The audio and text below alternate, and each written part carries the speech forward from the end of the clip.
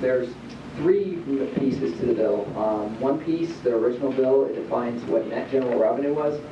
And the reason why this is important is because in the tax cuts that we passed back in 2014, there was no definition for net general revenue. Theoretically, there could be a couple different definitions to come up with that. And if you hit that sweet spot, it could fall between two different definitions. And now this year it didn't matter because we blew past it, but we wanted to actually define it in statute. The second piece is dealing with the apportionment language. Right now, a corporation can choose to whether or not to use a single sales factor or to do a three-factor. This changes it so they can only do a single sales factor. That generates $141 million. And then the third piece is a corporate tax cut, cutting the rate from 6.25 down to 3.5. I believe this will make our state more competitive, giving us the second lowest rate in the country. So I believe this will put Missouri on the map, giving us the second lowest corporate rate.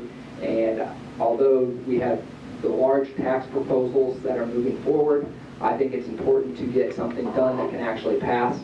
This bill passed out of the Senate 28-4 on a bipartisan basis.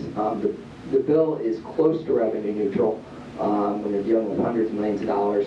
I think we came pretty close. Cutting the corporate rate down to 3.5% is a huge win for Missouri businesses in terms of how we compete with other states. We are competitive right now, but this would put us in a very attractive standpoint to compete for businesses to come to the state and certainly to stay here in the state. So the sponsors worked very hard to offset those cuts, and we think it's a very measured way to bring tax reform to the state.